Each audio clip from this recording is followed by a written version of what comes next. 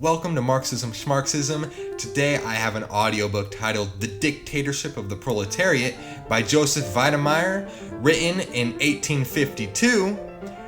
This audiobook was recommended to me by @IraqiCommunist on Instagram. Go follow him. He has great posts. Now, a bit about Joseph Weydemeyer. He was a Prussian military officer and socialist who emigrated to the US after his participation in the revolutions of 1848. And then he was a lieutenant colonel in the Union Army during the Civil War. He was a proponent of abolitionism and racial equality.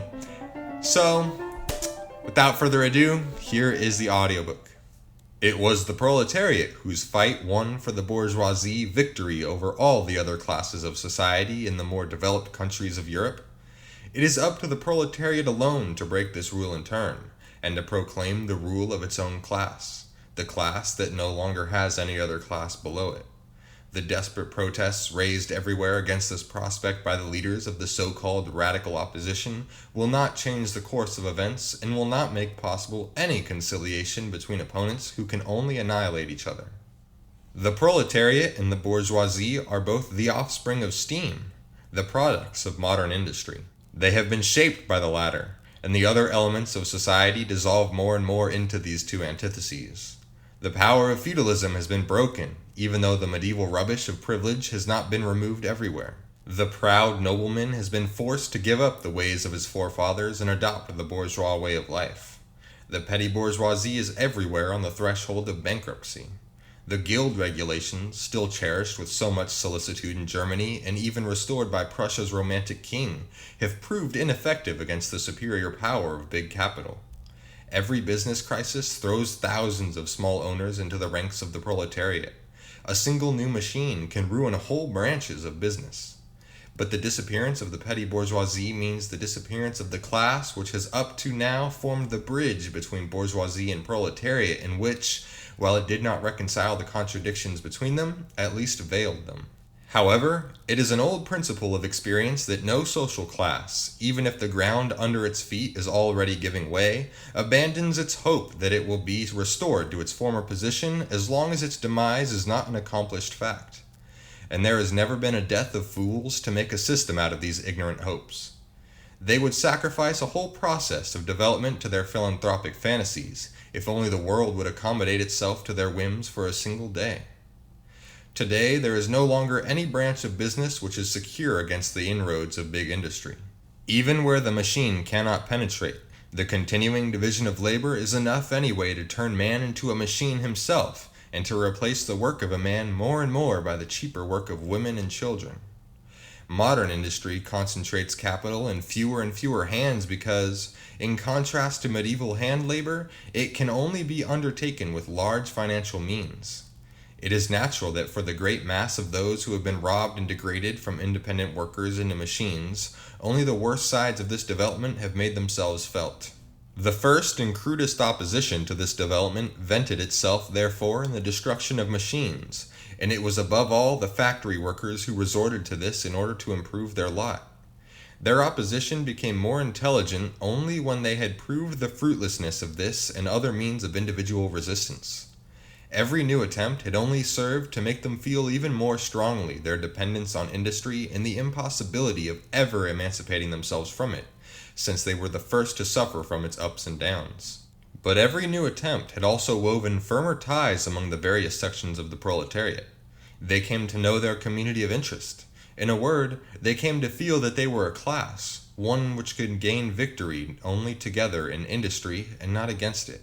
Gradually, they were joined by those workers who, although still employed in petty bourgeois production, did not cling to it with the ignorant and tenacious obstinacy of the privileged masters. In the beginning, their opposition too had been directed against further development.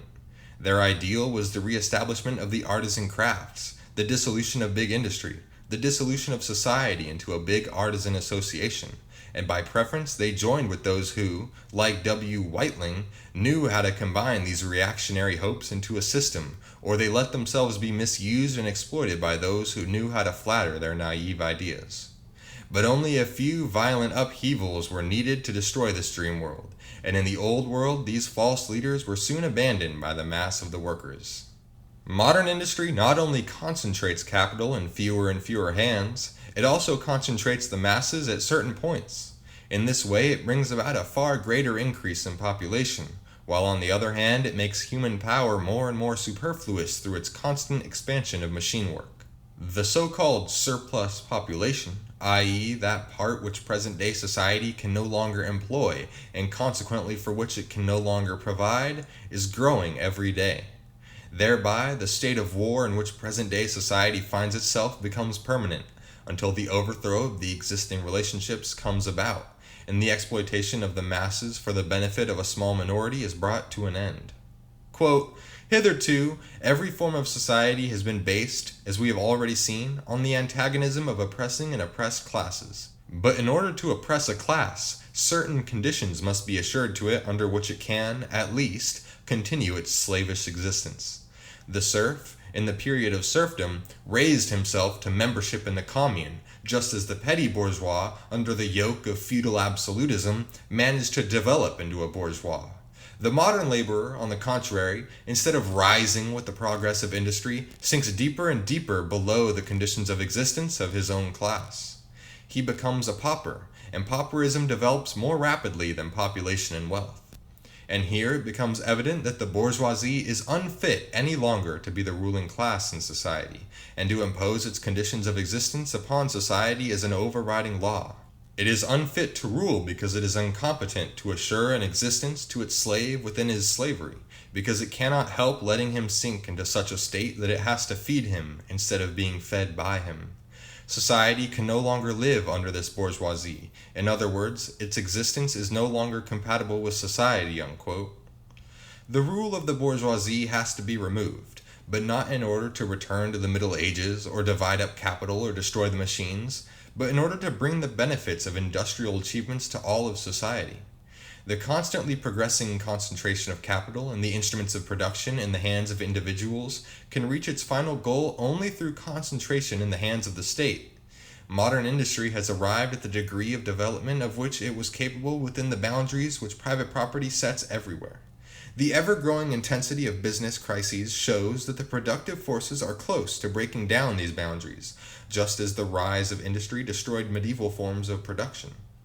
Just as only social or state property can take the place of private property, so only state production can take the place of private production.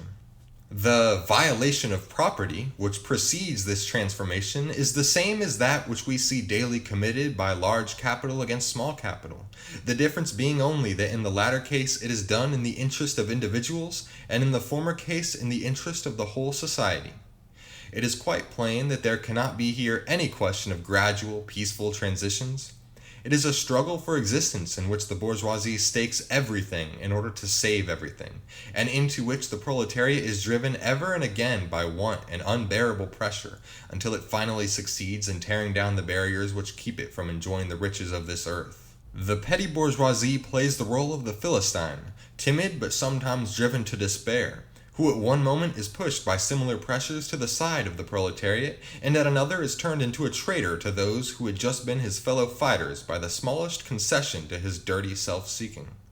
If this class succeeded for a moment in conquering power for itself, then haplessly and helplessly it would have to join one or the other of the extreme parties and submit to its leadership, since all of its own tendencies stand in contradiction with the real course of development. The rule of the proletariat has nothing in common with the rule of a Vandal-like barbarism. On the contrary, the proletariat is the only class which is in a position to step into the entire legacy of the bourgeoisie, since its own welfare depends on the continued development of this legacy.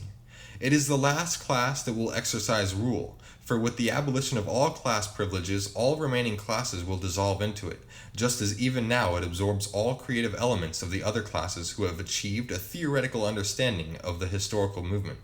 With the rule of the proletariat, there comes to an end every political rule whatsoever, for the basis of such rule is the class struggle.